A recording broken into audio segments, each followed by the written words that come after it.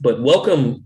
Looks like we are broadcasting live now. My name is Ricky Shabazz. I have the honor and privilege of being the president of our great college, San Diego City College. You all are watching our college council meetings, which is the highest level of governance at the college, where there are leaders from our various constituency groups on campus, faculty, classified professionals, supervisors, managers, students, and the like, where we come together to talk about an array of things going on at the college. We traditionally would not meet in the summertime, but being that we're in a pandemic and we're having conversations about returning to campus, we thought it was befitting to continue to meet over the summer. I want to thank the leadership of the constituency groups for agreeing to meet over the summer. Doesn't mean we'll maintain the regular schedule, but we'll certainly meet to make sure that we are communicating with each other and the broader campus about the decisions of reopening. And certainly that's on the agenda today. I'd like to begin with a roll call. And Caesar, if you could share the document. Again, my name is Ricky Shabazz. I have the honor and privilege of being the president. Paul Alexander, past president, Academic Senate. I don't think he'll be able to make it today. Not a problem, Nadia. Thank you. Tilly Chavez, vice president of instruction. Present. Aaron Deddy, administrative representative. Present. Robbie, chair, Institutional Technology Council. Present. Caesar, public information officer. Present. Jocelyn is on vacation. She said she was going to try to make it, even though I told her she should enjoy her vacation. She may drop in on us. Nadia, president, chairs cabinet. Present. Destiny, president, Associated Student Government. Susan Murray also let me know, I believe she's out today. Dean, Institutional Effectiveness. Masa, I see Masa, president, Academic Senate. Present. John, vice president of Administrative Services. Present. Awana, president, Classified Senate. Here. Thank you, Awana. And sitting in for our vice president of students, soon to be president of Grossmont College, Marciano is our acting vice president of students. Present. Great. And so I would like to do a roll call. Did I see Josh? Is Josh with us? I do not see a student representative, which it is summer, but I see. Okay. So we don't have a student representative today. Item number one on the agenda. Oh, before I get into the, anyone watching via YouTube or otherwise, if you would like to bring a matter in front of College Council, you could do so by bringing it to one of these leaders that I introduced, whether it be faculty, classified, supervisors, management, students. Anyone has the ability to bring a matter to College Council for discussion, or by emailing my office, Aaron Flanagan, or myself. Those are ways you can bring an agenda item for either a presentation or discussion to College Council. Item number one on the agenda is the approval of the minutes from May 11th and May 25th. They should have been emailed to you. I want to publicly thank Aaron for assisting with the notes. Caesar, if we can unshare, and if we can take a motion to approve the meeting notes. This is Awana. I'll motion. Thank you, Awana. We've got a first by Awana. Is there someone who would like to second?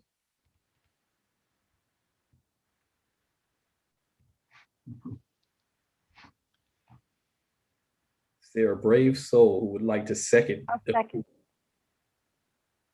That was Tilly. I'll second. Okay. We have two Tillys here, so just had to make sure. You get used to the box lighting up when someone is speaking. We got a second by Tilly. All in favor, if you would indicate by either raising your hand physically or raising the hand section. Ricky actually had a change in one of the minutes. Sure. Thank you. I should have done further discussion. Yes. On the May 25th. I think it's the May 25th minutes, under number 5, hiring. There's a section for faculty, managers, and staff. I would like to change staff to classified. Absolutely. And if I could, I want to classify professionals. Yes, thank you. That's it for me. Any other changes? Great, thank you, Awana. We'll make those changes. All in favor of approving the meeting notes, indicate by either raising your hand physically or using the reaction button and doing raise hands. Is there anyone in opposition or who would like to abstain from approval of the meeting notes? Hearing none, notes are approved. Caesar, if we can reshare the agenda. We have two presentations today. The first one is from one of our great supervisors, managers, and facilities to provide an update on the airflow. There've been a lot of questions, concerns about the airflow. Angelo has done this presentation a couple of times. Frankly, I'm impressed with the level of technology that are in our buildings. One of the benefits of being in a fairly new college with certainly new buildings, we have a couple that are not new, but for the most part, we have state-of-the-art facilities and HVAC systems that allow us to communicate and control the airflow, which is a factor dealing with COVID. And so I'd like to turn it over to John Parker and Angelo to do the presentation. We'll take questions. We'll also ask the vice presidents after the presentation to provide an update on where we are with the return of the goal of 25% of folks being on campus in the fall, beginning with a July launch. John. Yes, thank you, Ricky. I'll tee it up here for Angelo. Angelo, thanks for coming back again. As Ricky mentioned, he has provided a presentation to several groups as we're planning to transition back to campus, starting over the summer with managers and whatnot. We received a lot of questions regarding the HVAC and recommendations, and I fielded as many as I could, best as I could, but we needed the expert, the resident expert, to present to us. This isn't like the HVACs of old in schools that we went to, or even at your home. It's a fully automated control system. I believe Angela will explain this. Automated Logic, I believe, is the name of the system.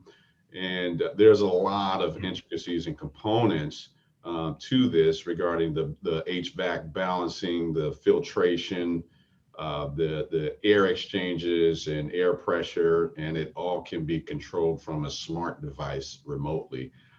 So this provides a level of reassurance regarding the regular testing of our systems and the reliability of our system. So with that, Angelo, if you could take it away. No problem. I'm kind of here to give you an overview of the HVAC systems on campus,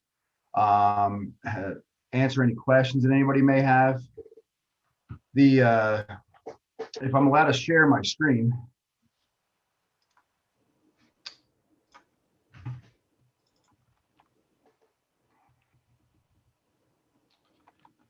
Does everybody have my screen?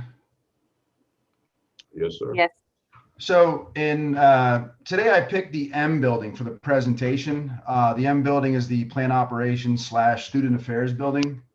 Plant operations, for if you haven't been around a while, that's what we used to call facilities back in the day. All the facilities on campuses were actually labeled as plant operations.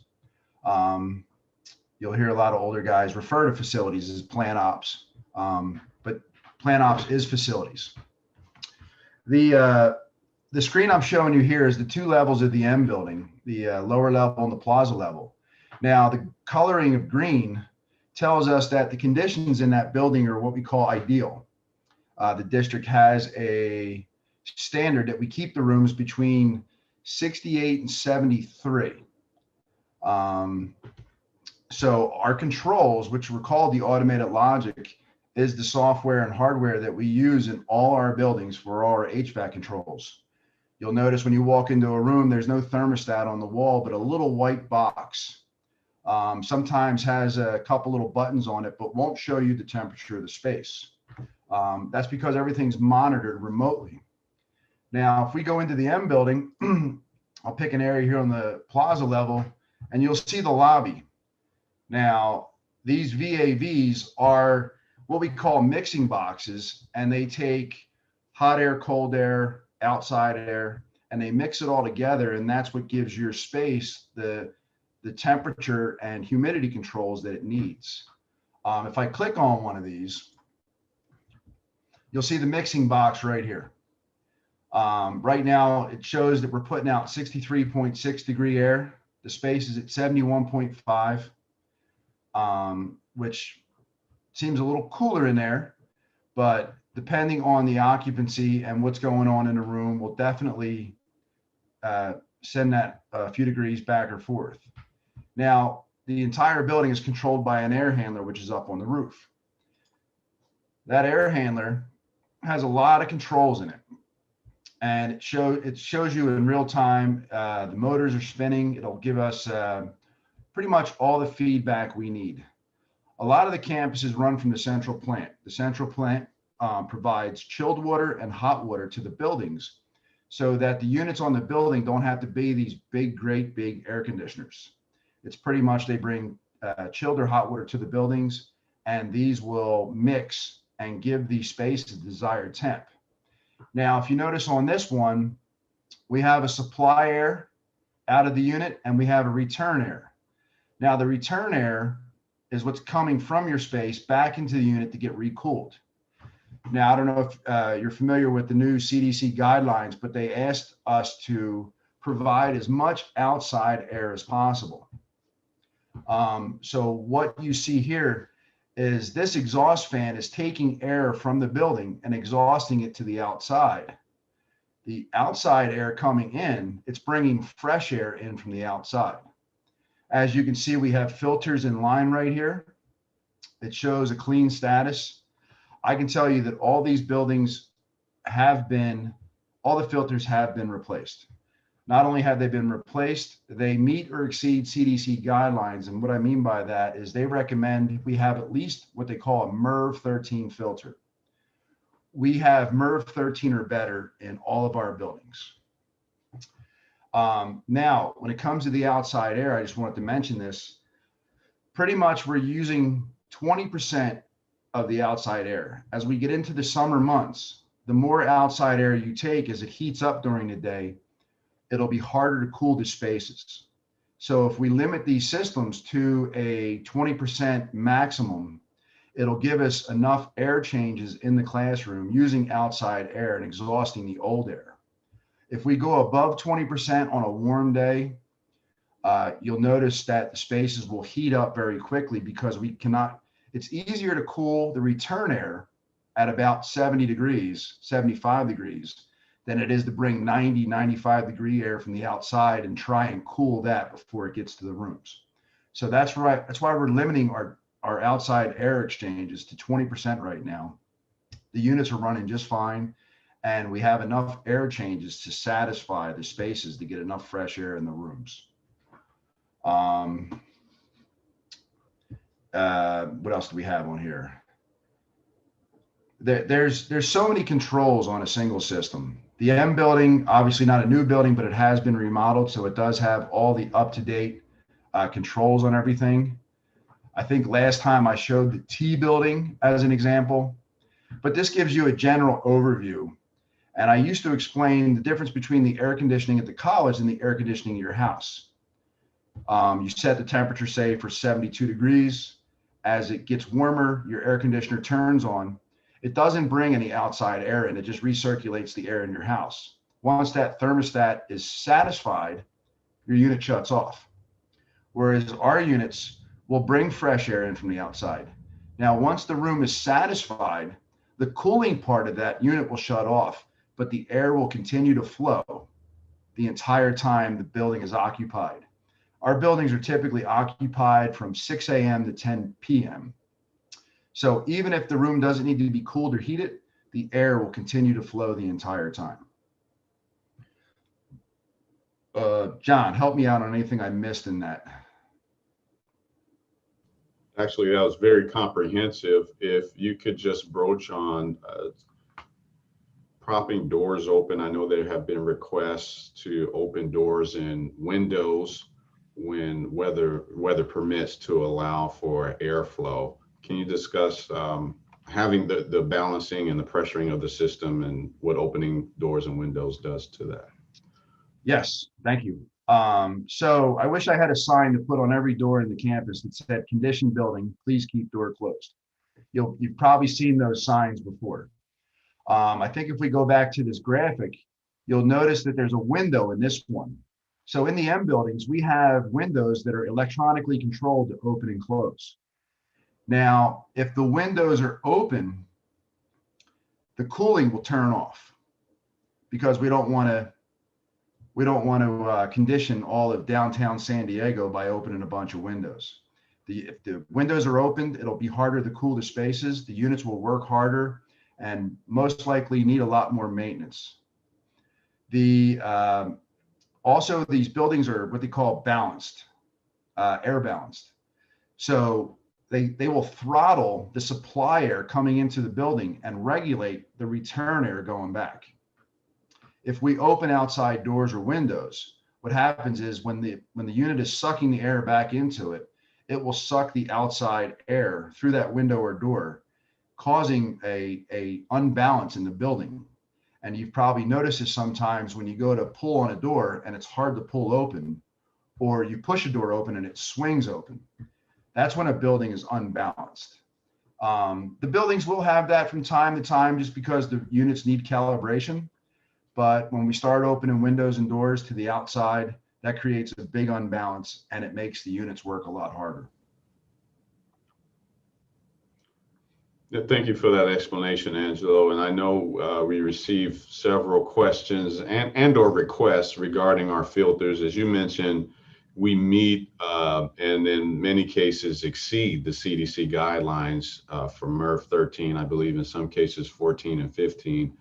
It was suggested, well, can we just use 15 or higher for all of our spaces? Can you talk about that? Yes, when these buildings were built, we have engineers for electrical, plumbing, HVAC, sprinkler systems. There is an engineer involved with every aspect of the building, including the air conditioning system. These units are built and designed for specific filters. Now, when you put a higher MERV value rated filter in the system, that unit is designed to draw so much pressure. And when you put a higher MERV filter in there, it has to work a lot harder to pull that air through. And I believe there is some CFM meters on here. So it'll tell us how many cubic feet per minute it's pulling air across the filters and into the rooms. And these controls are designed that if the system goes out of whack a little bit, what it'll do is it'll start sending alerts. Same thing for the filter. Now, we change the filters every 6 months. In the past, pre-pandemic, we have been a little slow changing the filters because a lot of the guys get pulled off to go help fix things rather than just do the regular maintenance.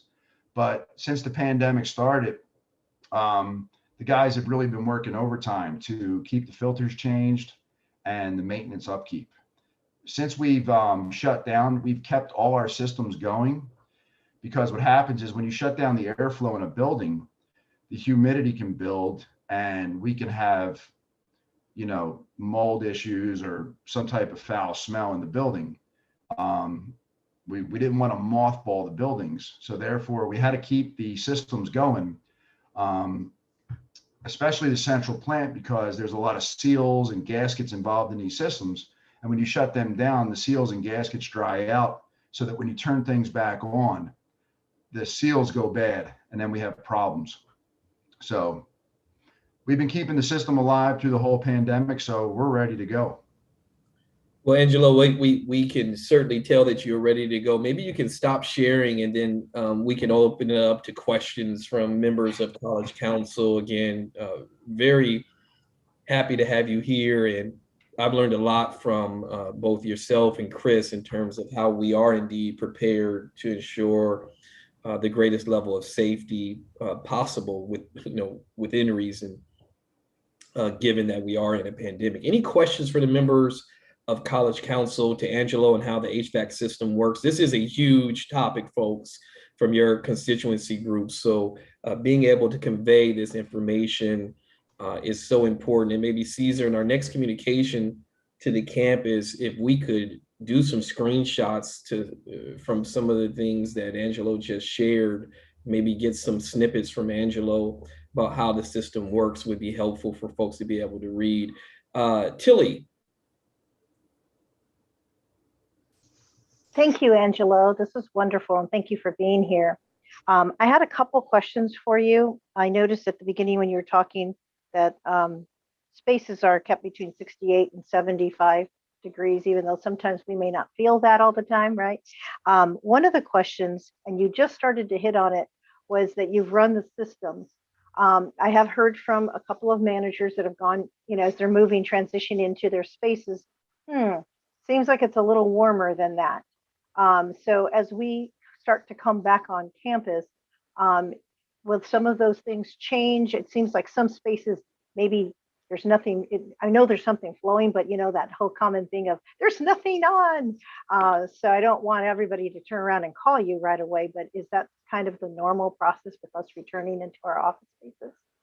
Well, we've created a DL for the HVAC department, and it has everybody in the HVAC department on it. When the administration is going to occupy certain spaces in a building, they are to send an email to the DL, and any of our 15 HVAC guys will grab that, go in the system, and go ahead and schedule that unit to be on those days. Now, you can't just cool or condition one classroom or one office. Unfortunately, we have to turn a majority of the building on to get the units actually to run. If you have just say one call for cooling in an office, the system's not going to turn on. So we have to kind of fake the system out to act like there's maybe 5 or 10 rooms that need cooling, and that'll start things going. That was a perfect answer, because really what I was looking for is, as we start to plan that, the more that we plan as that 25% that Ricky will talk about shortly, that it's not just one person here or here, but if we have more collective, then that would be a little more helpful with the HVAC system. The second question I had, or maybe it's a question, Ricky always tells me, never sure it's a question or just a statement. I hear from faculty in our science building. There have been issues in the past with chemistry hoods. We were just talking about opening doors and what have you, and sometimes that's causing issues. Have we got to the bottom of that, or is that still something we anticipate that may happen again, that we have to evacuate the building because of airflow? Now, the science building is a very complex building. I'm not even going to bore you with those details, and I know enough to be dangerous about that building. With the fume hoods and everything, a couple years back, pre-pandemic, we put some new controls and units on the roof to help balance that building out. It's kind of hard some days with the fume hoods being on and doors being open, and that building is probably one of the main buildings that have been thrown out of whack because there's so many things going on inside it. But we get the calls and we get the guys out there, and we try to tweak the controls a little bit to accommodate the building. But the science building is a very complex building. So maybe we can help with giving you a schedule of what's to come in the fall in that building. Yes. John's office has been good about putting out requests for dates and times for units and, certain buildings and rooms. So we've been kind of keeping up with that as the requests come in.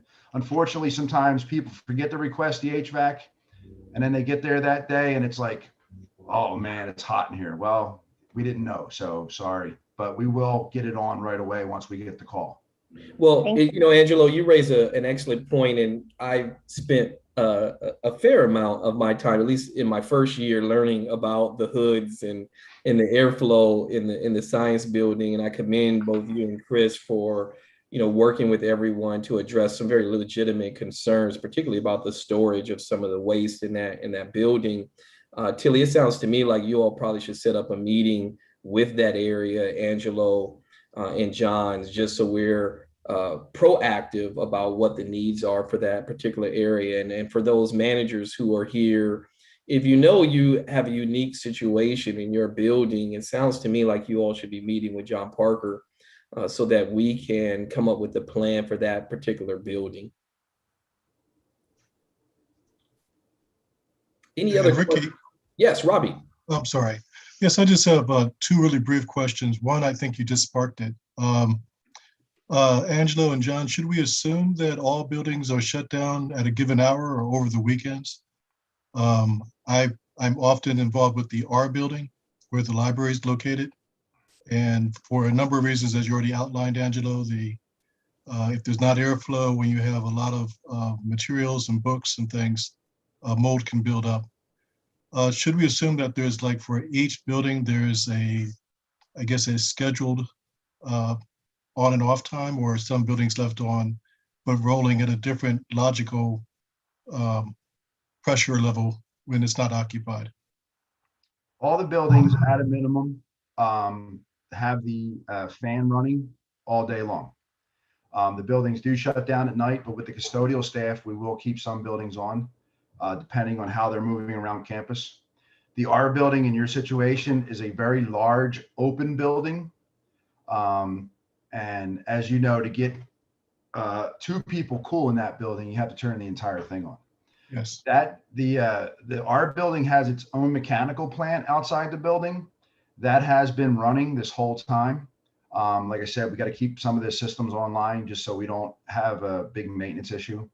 But as long as we know the schedule, we will schedule the cooling or heating to be on depending on what time of year. Thank you. Did I hear two questions, Robbie, or did that get at your question? Well, you kind of answered the second one already. The other part would be that for other areas, when there's special activities, I think we just have to schedule ahead of time and let you know that through John's office, let you know that we need certain spaces open. But you've already answered it, and thank you. Yeah, well, certainly the one thing we've all learned about communication in this pandemic is that there's never too much communication. We're trying to do it in writing, in video, in meetings, in webinars.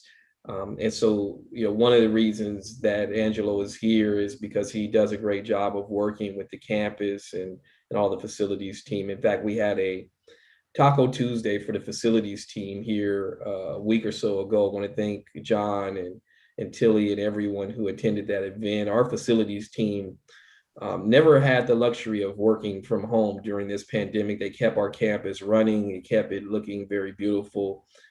Spaces cleaned, and we're so lucky to have each one of them in the role that they play.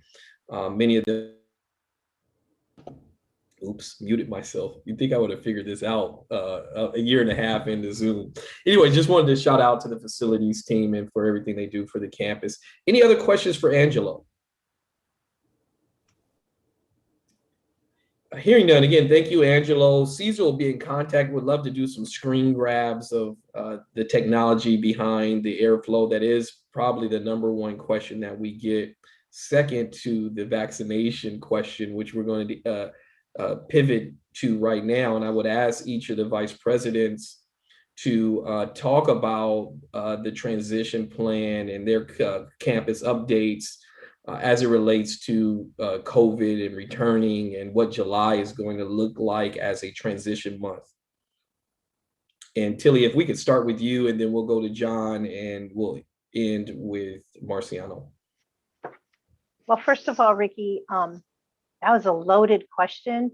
There is not enough time on this this meeting to be able to address all those things. So just high level overview at this point. I think you've already hit on it. Communication is probably our biggest. And as we look to transition back onto campus, well, those who haven't been already there. So let's continue to transition in this month of July. And Angela, this was a perfect timing for you to come actually, because it really brings so many thoughts. And you know, I've been at campus and I have a little fan in my office. And many times I kept thinking to myself, was it always this warm in here? Because it's been 15 months, I don't remember.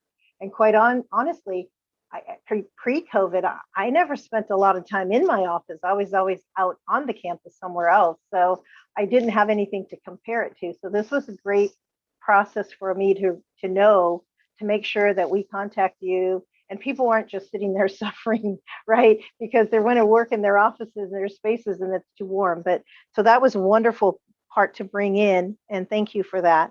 I think overall, from instruction side, Ricky, I think what you're asking for is how we're transitioning over. I have to say that we have a lot of, well, quite a few faculty that have been contacting me. They need to come to campus. They want to be on campus, especially the month of July. I have classified staff that need to get to work and finish the duties that they want to do.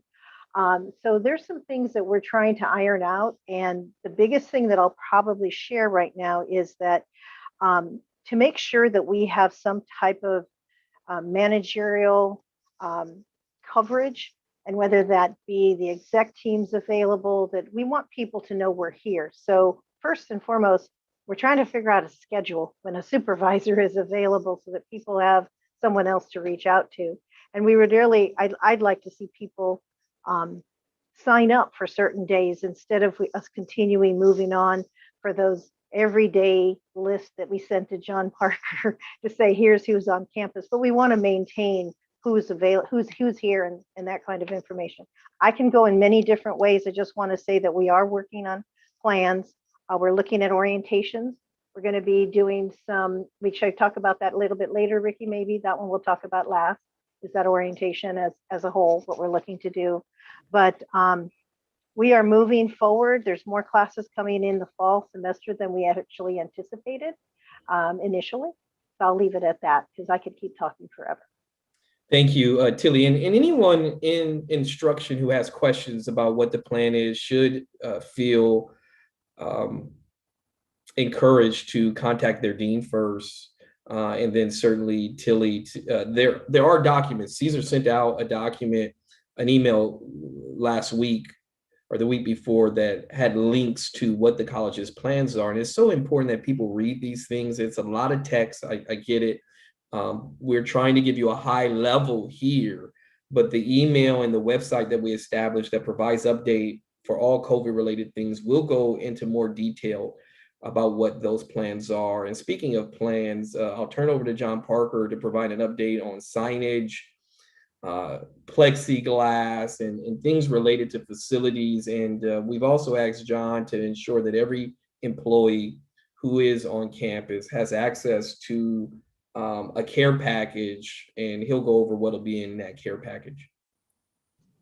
Yes, thank you, Ricky. Tilly, as you were mentioning, communication will be critical going forward. We've communicated in print, electronically, video, these Zoom meetings and whatnot, and that will continue in order for us to ensure a smooth transition, with our priority being the health and safety of our students and employees. So with that, as Ricky was alluding to, we will have signage at each building. We will have A-frames. We will have banners posted. We will have the signage in windows of buildings. And this will remind people, one, to comply with the COVID protocol. There are QR links. There are the resources, our COVID-19 resources on these posters as well, with a QR code for students and employees to just scan and take you to the website of whom to contact, who you should contact for access or whatever department they're needing. We're creating the care packages, or COVID care packages, as Ricky mentioned, for employees returning to campus, which will include small sanitation bottles, city branded sanitation bottles. We'll have some new masks and perhaps a box of gloves and wipes for employees returning. Some haven't been here in 15 months or so. I'd imagine if their office doors weren't open for a while. It could be a little dusty and may require a little bit of housekeeping there. But we're working with Tilly, and I just met this morning, and I'll be working with the dean. Oh, thank you for sharing there, Caesar. So this is the poster that will be banner that we'll be printing locally and will be hanging throughout the campus.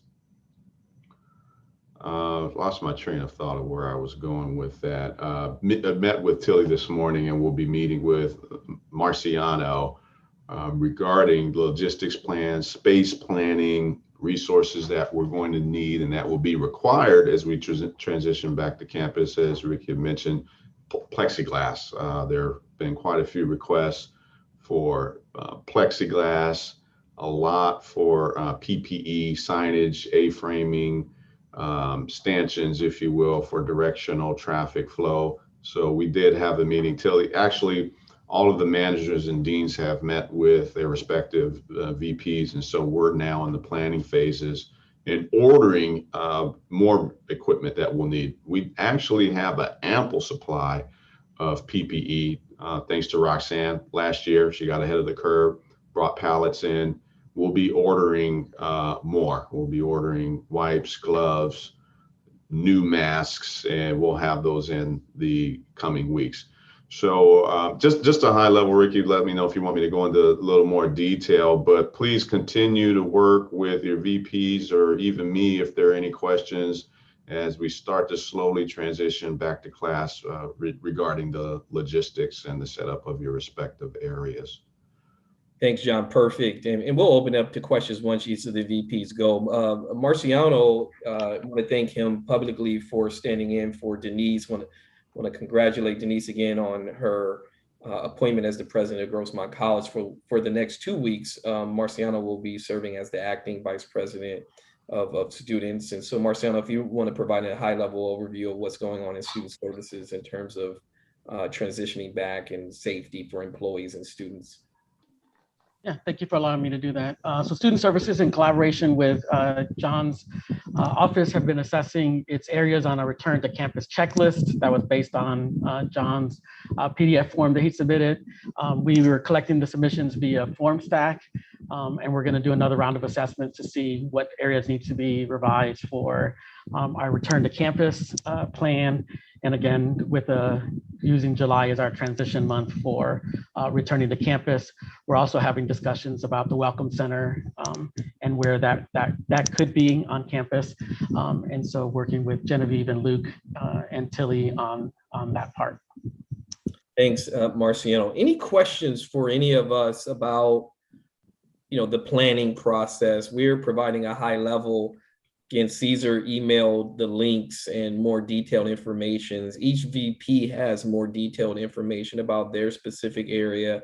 And so people should be empowered to request things of their deans, their vice presidents, their college. And if it's something we can do, folks, we have HERF funds or stimulus funds to be able to buy things. Some things we've determined we've needed. Some things we've determined as we've learned more about the pandemic and the virus and how it works that we may not necessarily need. We were talking earlier, we know now we may not necessarily need those stickers on the ground where it's 6 feet. We're getting data that says a very large percentage of our employees and our students are in fact either already vaccinated, in the process of being vaccinated, or intend to be vaccinated. And with that said, we're also making provisions for those individuals who, due to health reasons or religious reasons, decide not to be vaccinated. We support their choices as well. The way this is trending thus far is that there will be enough people vaccinated to have some level of herd immunity to even protect those who elect and select not to be vaccinated. Any questions?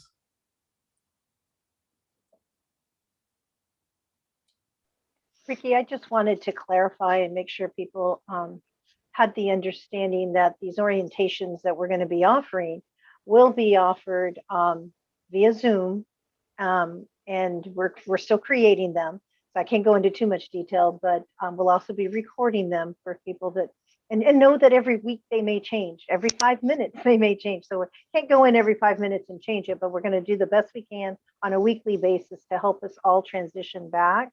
And that will include this a COVID return team that we've been utilizing, which involves Dottie Cardell, our nurse Leslie Easton, the deans, Caesar, John, everybody here that you see, we're all partly involved in that. And I just wanted to make sure the way that we can get that information out to people is if they ask the questions. If they don't ask questions, we don't know what to address. Last week, I had somebody who thought they were simple enough questions, but they were not. They were great questions. Where do I park? Can I use the microwave in my lounge? These are questions that, because you've been away for so long, we need to transition back. And so if we don't know what your questions are, we can't address them. So please, please, please do what Ricky said, and that is take your questions to your managers, to your deans, to one of us. We need to answer them, but we don't know what to answer if you don't ask. Yeah, thank you, Tilly. And I'd echo that. And we're meeting with 2 faculty members on Thursday, I believe, who had some concerns or ideas. And so we're open to meeting with folks either individually or as groups. Any questions for myself or any of the vice presidents in terms of the goal of having up to 25% of our support services, instructional services, campus services in person for the fall, with July being a transition, with the understanding that many offices and individuals have already been on campus. If I look at the folks on College Council, every single one of you have already been on campus multiple times, and in fact, continue to be on campus. And so we have some perfect examples of Arundel and athletics and all that is going on there. We have examples of our nursing department, financial aid. I mean, I can run down the areas that it really is misleading to say return to campus. The other thing I would say is I would remind us that we serve a large student population that is impacted negatively by the digital divide. Meaning we can give someone a computer, but if they don't know how to use it, then how do they meet with a counselor? How do they meet with someone in admission and records? How do they attend a class? And so we owe it to our community, second behind owing it to the safety of our employees and our students, but we owe it to those who don't have the luxury of knowing how to get on TikTok or Instagram or Facebook, to have access to the technology so that they can continue their education. I ran into a gentleman who was in his 60s and woke up when I was on campus 2 weeks ago. He woke up and said, I wanted to start my college career. And he found out that I was the president and I was on campus that day. And he says, I don't have a computer. I don't have the internet. There isn't a library or a Starbucks near my house. I have to physically come to campus to get the help that I need. Those are the students we're trying to shift our attention to, because we know that a large percentage of our students have successfully transitioned to some of these online or remote or virtual services. But what about the most needy, most deserving of our community who don't have those luxuries? They need to be able to do something in person. And so we're looking to the leadership of this amazing college to come up with things to support those students who don't have access to Wi-Fi or a computer. Questions for any of the vice presidents before we shift to the next presentation? And I also say, when we say 25%, that means everybody. Everybody's like, oh, wait, he's talking about Robbie. He's not talking about me. Right, Jocelyn? He's not talking about athletics. He's talking about admissions. Our goal is that everyone up to 25%, starting with volunteers, return to campus. Our community needs us. There are colleges that have already stated that they're going to be back 100%. We can show you the data on the number of students we lost because they just didn't have access to that technology. Speaking of having access, it's my pleasure to introduce Dr. Nisha Savage, the Dean of Student Development and Matriculation, and our Dean, our Chair of Counseling. If we could stop sharing, we're going to go to the counseling presentation. Our Chair of Counseling, Georgina Garcia, they are here to provide an update on counseling. Counseling is so important to the success of our students. We have amazing counselors. They have been recognized throughout the state and the country for the work that they have been doing. And we know we still have a lot of work to do particularly with this project of trying to determine where students are in the line and in the wait of seeing a counselor. If I could hire another 100 counselors, it still probably wouldn't be enough. I would do it if I had a blank check and a budget to do so, but we know we don't. But what we have done is put close to $900,000 into counseling in the last year or so. And so I'd like Dr. Savage and Georgina to provide an update on the number of projects and interventions they're working on to ensure that students have access to a counselor. Thank you, Ricky. Thank you for actually allowing us. I think this is probably the first time that any president has really invited us to come and share about counseling services. And so thank you for the opportunity to be able to share with everyone about our counseling coverage. Ricky asked specifically that we talk about our summer coverage. I know that there's been a lot of questions around that. And so we have a PowerPoint presentation. We have Sal here. Sal can share. And actually, I would like to publicly thank Sal for, he created the presentation for Georgina and I. Again, Georgina and I both will be co-presenting, talking about our summer coverage, basically in terms of like coverage, the impact of coverage, and also share with you some potential challenges that we have, but also potential opportunities that we see. And so we'll start off with, the recommended number of counselors that we need to meet the need.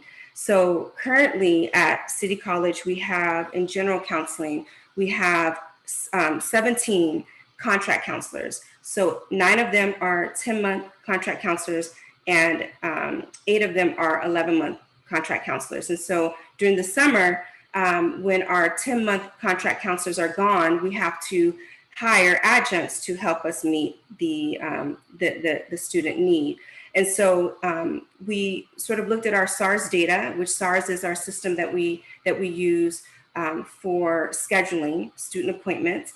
And we looked at that data to determine like how many counselors do we actually need each day to meet the need. And so we've sort of broken it down in 2 months, June and July. And the reason why we did that is because, again, we depend on our 11-month contract counselors to be some of that coverage, right? And so some of them are working in June, some are working in July. And so depending on how many 11-month contract counselors we have working in June or July, that will determine how many adjunct counselors we actually have to hire so that we can meet the need. And so in June and July, we need about 15 counselors each day. That's just to meet the need. And so just to kind of give you an example, we looked at our SARS data again. We ran it for June through July of last year for the summer. We had 8 counselors on schedule who served 602 students, right? And so that's not as much as we would want, right? And so hence why there might be the challenge of students having access to counseling.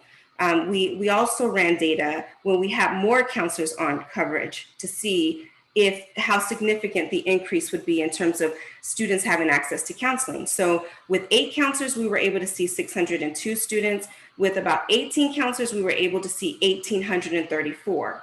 So obviously we want to be closer to the 18 number if we want to see more students. And so for summer, we have 15 each day. And the cost of that, we have 19 actually on schedule, but 15 are adjuncts. The cost of the adjuncts is about $162,000 in order for us to be able to, bring in the 15 additional adjuncts that we need. We also, not just in general counseling, we don't just serve the general student population. We also have to think about our, special population, for instance, our veteran students. And so during the summer, that's a very busy month for our veterans because they have to be certified. In other words, a lot of our veteran students depend on their funding in order to pay for classes and pay for their housing. And so they have to be enrolled in classes. So we have to hire counselors to serve that population alone. So that costs us about $19,000 for us to be able to have 2 counselors on schedule in the month of July, because that's when class schedules come out and they're registering. And so we need to be able to certify. And so, Georgina, did you want to add anything? I can't see you. That's okay. Hi, everybody. Thank you for having us today. We're excited to be here. I just wanted to point out that Nisha did mention that we do have 19 counselors working in our offices daily, and in reality, that's actually the number's a little lower right now because we're waiting for the pass sheets to finish getting processed. And unfortunately, that's just a long process that gets delayed. We were waiting to find out what was going on with the funding, and then we had to wait. Then we had to go through the process of getting all the signatures. So in reality, we don't have that many right like today. We're hoping to get them all in, by later this week. But that's just another kind of challenge that we have to face, and not being able to, the processing of the paperwork and all that. So something that we have to kind of try to work on and think about as we move forward. Georgina, let me say this real quick because I've heard that. So let me just go on record as saying, Dr. Savage and John Parker, please get these counselors working. The money is there. Please have them start working. We definitely do that, Mr. President.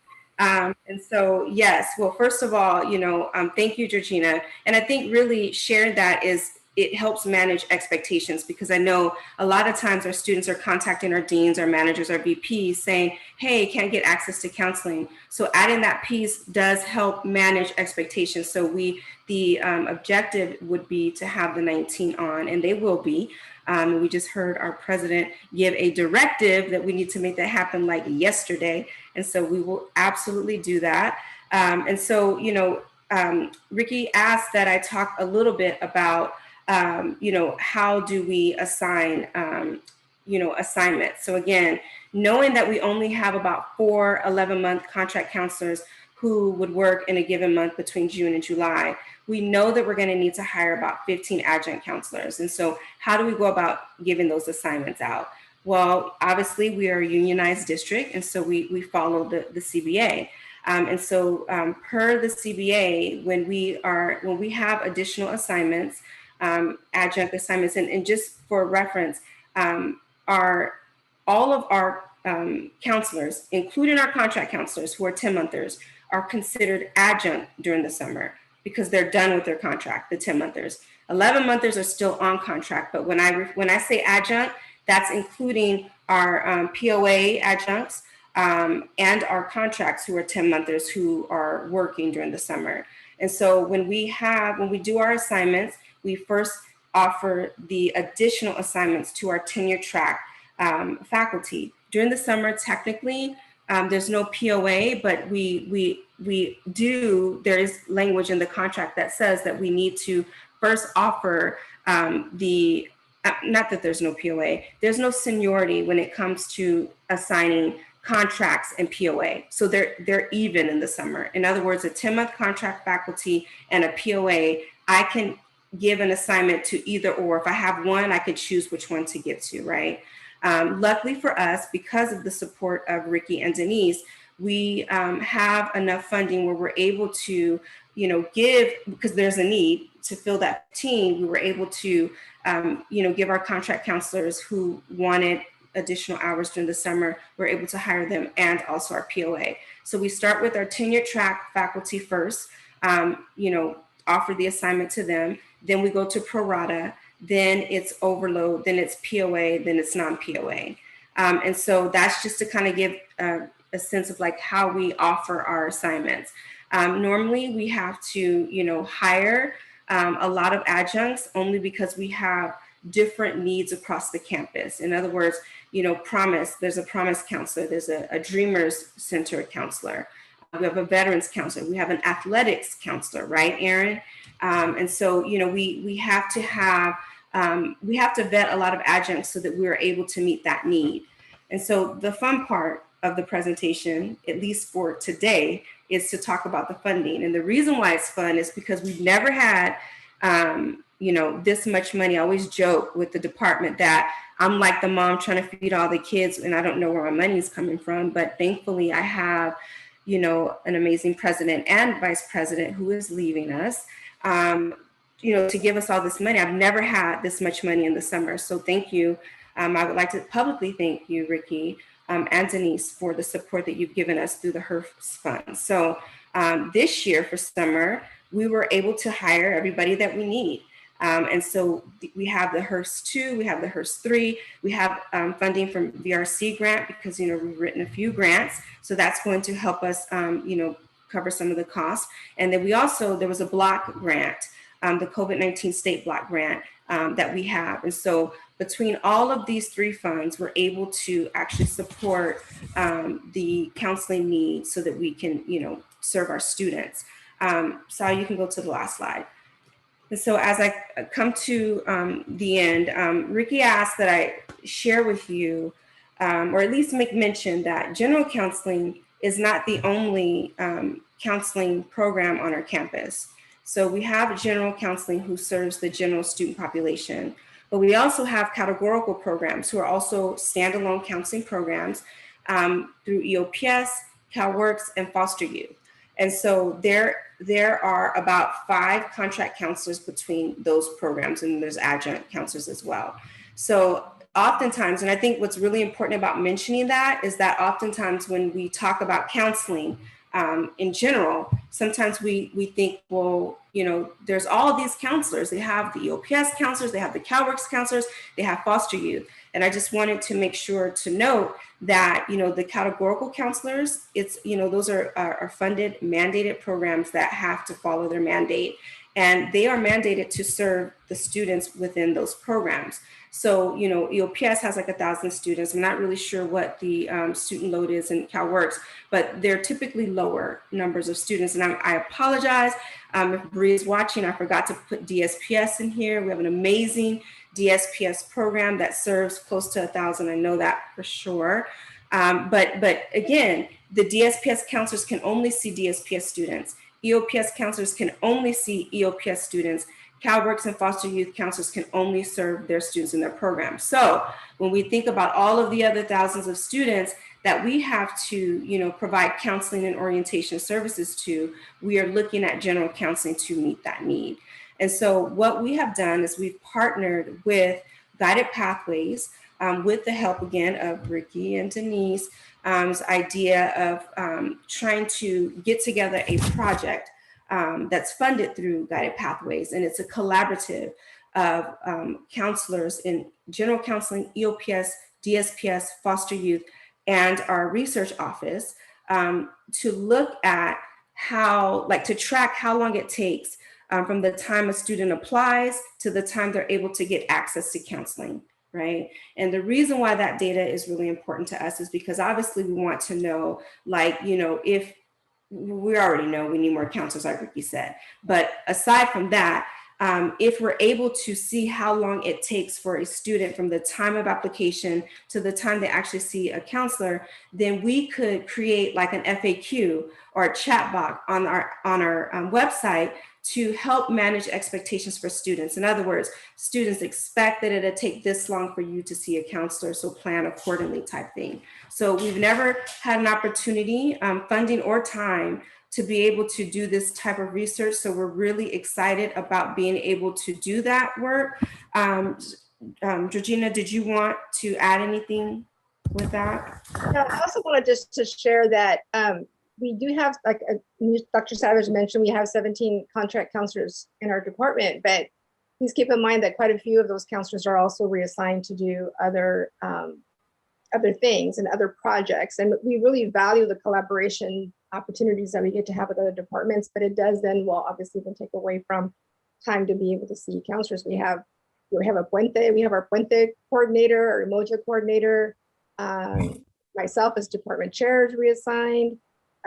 We have Christina working with Guided Pathways. So we're in different pockets, which is, we understand and believe that it's very important, but then it also then kind of limits us even further to be available for students. But I did want to point out, Ricky mentioned that any new ideas that we have been doing a couple of different things this summer. One of the things that we're doing is we're now offering live on Zoom. So live educational planning, like a follow-up workshop for all of our brand new students who complete our educational planning workshop course on Canvas.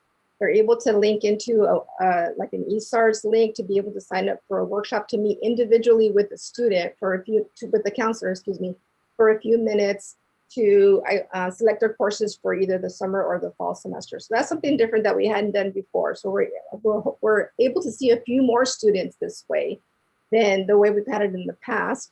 We're also hoping that with the new implementation of Cranium Cafe, which is the new virtual meeting center that we're going to be able to provide for students, there's an opportunity for us to provide like a live lobby for students to log into and then do live walk-in sessions with students. So they don't have to worry about going in and scheduling a drop-in session or scheduling an appointment. We'll have kind of some more live kind of opportunities for students to just kind of be able to walk in to our virtual lobby to be able to see a counselor. So we're hoping that that will help alleviate the concern about not being able to see a counselor in a timely fashion.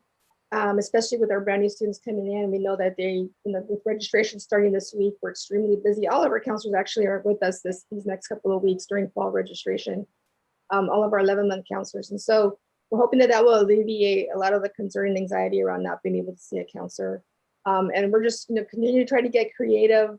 It is difficult when half of our team is gone sort of in the summer. And so, but we're trying to do as much as we can and get as creative as we can to be available for students. We're also, we have a counselor that works on our website and is working closely with Victor to help to update our website so it's easier for students to be able to find the information that they need to get an appointment. We hear from a lot of students that there's no appointments available yet. When we go into our SARS grid, we see that there's slots that are open that don't get filled. And so we're trying to figure out why that's happening. And so we're trying to, we're looking at updating our website to make it a little bit more easier. We have videos already that show students how to schedule an appointment. So making those videos, maybe putting them somewhere where they're obvious so students can view them, or making more videos to help students get through that process easier and quicker. Well, thanks. And I'm going to open it up to questions in a moment. Before I do, I want to just echo what I've said already. We do have the best counseling group of counselors that I've ever worked with. And I'm not just saying that because I'm here. We have many innovative things going on. One of the things I requested that Nisha speak with the counselors about, because I know that we're doing an amazing job with this virtual environment, is what can we do, if anything, for those students who don't have access to these platforms, taking into consideration the safety and health of our counselors as well, and the need of our students who may be in special populations that don't necessarily have access to the technology. The piece that Nisha talked about with the guided pathways, one other piece that to me is really the most important piece is this notion that there are different types of counselors and different, let's call them specialized areas, programs. And so if I'm a student who is a new student and a DSPS student, I may wind up meeting with Georgina first and then getting referred to DSPS. What could we do to have an intervention to get those foster youth, to get those DSPS students or other specialized program students out of the general counseling line and into the appropriate location, so that they don't have what they feel in many cases is the runaround, right? So I met with Georgina, then she referred me to Bree.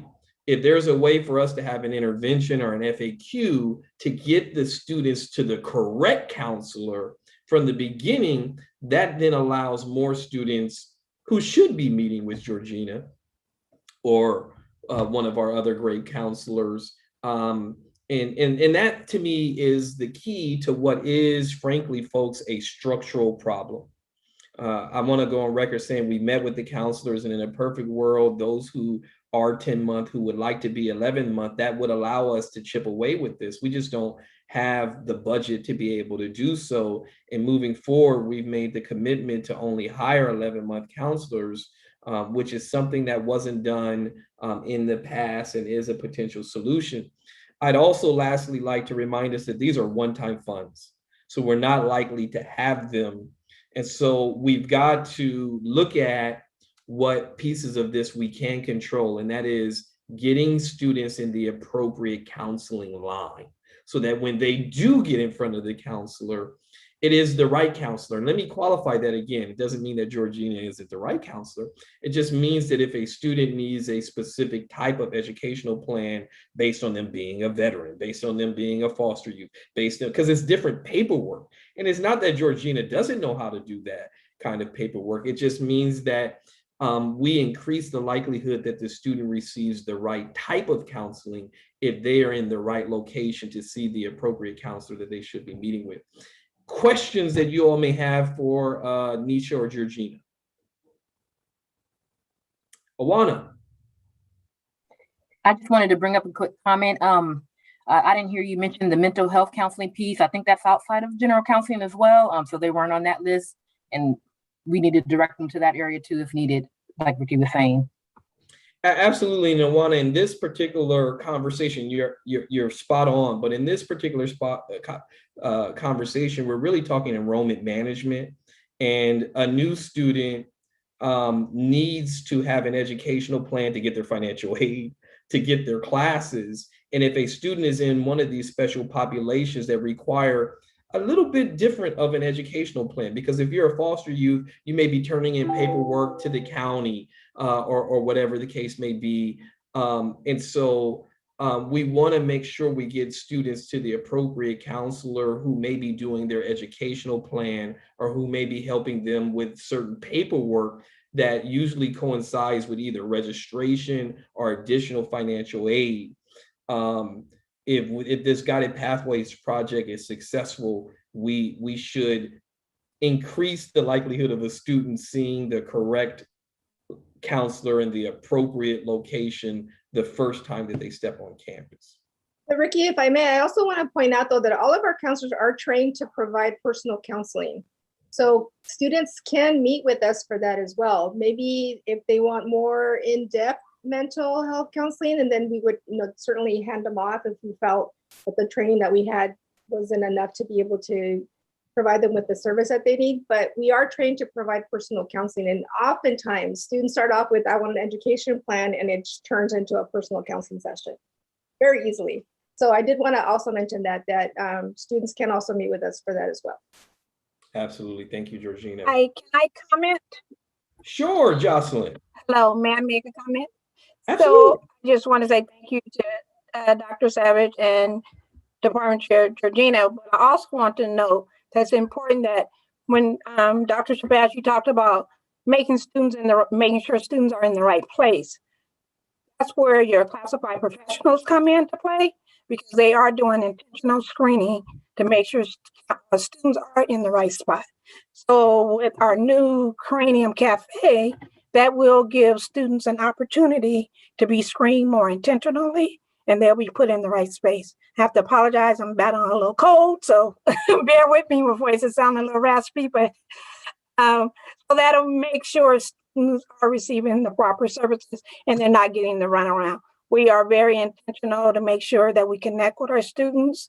And yeah, the digital divide is real. Sometimes we may have to pick up the telephone. Yeah, thank you. Thank you, Jocelyn. And we certainly are down staffing in the classified professional ranks in the counseling office, and in addition to the evaluations office. And I want to acknowledge that Jocelyn is a fierce advocate of the staffing needs, as are Dr. Savage and Georgina. Those are very real things, but with a limited budget, we're doing the very best that we can, given the way that community colleges are funded in the state.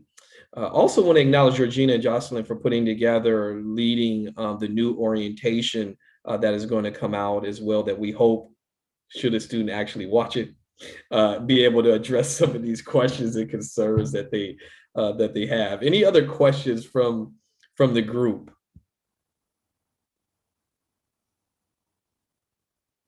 Yes, Masa. I'm going to ask a very novice kind of question here. Assuming the funding is there, what's the earliest assignments for summer can be made so that transition will be as smooth as possible for everyone? I know that some of the peak season exists. I have some general idea as to when those peak seasons are.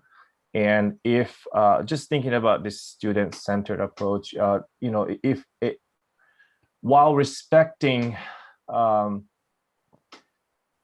faculty counselor colleagues' schedules and other personal commitment, just thinking institutionally, if we can do in such a way that scheduling wise, it covers most space.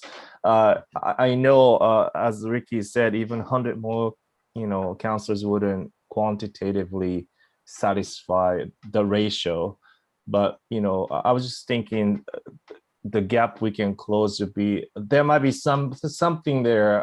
I know this is a very general question / comment, but hoping that we as in Guided Pathways and others can kind of come together and plan for future seasons, so that there are something that we can do to at least close the little spacing that we might, I don't want to say gap, but challenges and obstacles and processes that takes time. Just wanted to ask if there are any space for that discussion. And of course, the funding that we have to always struggle for that. What would be ideal, Masa? Well, first of all, thank you, Masa. I have to say that Masa has been involved in most of our counseling projects because of his role with Guided Pathways. And so we appreciate all of your support, your leadership, and your advocacy at every platform that you have. So, what would be ideal is if by April 1st, we had about $250,000 to plan for summer so that we can start doing pass sheets in April. That's ideal. And so we could do pass sheets with no budget if that's permissible, so that people can start. I just know that there are district policies. I'm not sure if it's a policy or campus practice, but I do know that it's a challenge to start people with an assignment. We've actually been given a directive not to do that. So if we could raise that, then we're good. But otherwise, we need to have about $250,000 ready to go, budget number in April. Yeah, I've always questioned if, like, for example, our adjuncts that are coming in this summer that have already been working with us for a while now, why can't we just have them start? Why do they have to go through the whole HR getting cleared all over again if they've already been initially cleared? If it's just an issue of changing the budget number to how they're being funded. That was kind of one of my questions, because then that will delay it. And then also, I have a question about the current funding that we have. Is there a deadline when it has to be spent? So like, can we plan to use it next summer? Like, can we save it and use it next summer? If we end up having any funding of it. I'm not saying we will, because we definitely want to try to spend it all. We need it. But I was just curious how all that worked as well. You're muted. Let me say that is a great question that I would ask Marciano to set up a meeting with Nisha, yourself, John, and I. I have become involved in this, have a little bit of a background, having been a dean over counseling and a vice president for a little while. There is another piece of this, Masa, that I'm going to tackle maybe a little different, and that is the behavior of students. That plays largely into this, that makes this not a city college specific issue or challenge, because it is a challenge. It has been a challenge at every college that I've worked at. In a perfect world, we would have our continuing students registering for summer, or really fall, in April, when our 10 and 11-month counselors are here. What happens is that since our registration period is frankly later than any other college I've worked at, you have the continuing students competing with the new students. If the counselors were registering the continuing students in April and largely May, that would free them up to see more new students. But because we've essentially created this behavior amongst the continuing students and the new students, it creates a backlog. And so I've been advocating since I arrived in the district to have the registration period change. That would also help with the instructional schedule for our adjuncts. If sections were already filled, you could open new sections. And so this is structural, not just from a financial standpoint, but from a behavioral standpoint. But Georgina, your question, and Nisha, let me just go on record as saying this. as we take on a new approach to budgeting at our college, very different than past budgeting approaches with our new Vice President of Administrative Services. I am fully in support of approving people to work without a budget. What I'm not supportive of is them starting to work before, right? So there's a difference between I'm going to authorize 100 people to work, but I may only have budget for 50. I'd rather those people be, as Georgina is essentially saying, look, I know I'm going to bring these people back. I may not know exactly when they're going to work or how many hours they're going to work. And so you're right, Nisha, that hasn't been a past practice. And I just want to officially, for the second time, go on record as saying I am in full support of approving people to work prior to having a budget set up. And then once the budget is set up, then putting them to work, because there is a lag, and it's a lag in every college. You know, it's one of the unfortunate things about only having a board meeting once a month and the gist of this. And so some of this stuff is within our control, and some of it isn't. But Georgina, your question about the HERF funds, Dr. Savage, Marciano can schedule a meeting with you offline to provide you an update. And I've seen John Parker's nice, pretty award letter that he came up with. I asked him to just tweak it a little bit more so that we have a number of funding sources, and we know it can be confusing to people. So we're trying to address that piece of it as well. Any other questions for Nisha or Georgina? Well, the last piece that I'm excited about, you know, there are a number of counselors and counseling programs that Dr. Savage mentioned that have their own internship programs going on, either through SEDICA or otherwise.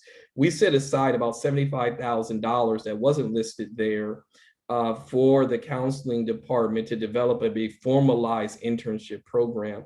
Some of the intake and orientation features that students need to go through really could be done by counseling students working on their master's degrees. We're not talking about educational plans, but we're talking about like the intake and the pre-meeting, so that when a student did get to meet with a Georgina or Louise or the host of other great counselors that we have, that they maximize their time with the counselor and come in informed of what to expect from a counseling session, whether it be a personalized session or an educational session, or just a talk about careers or whatever the case may be.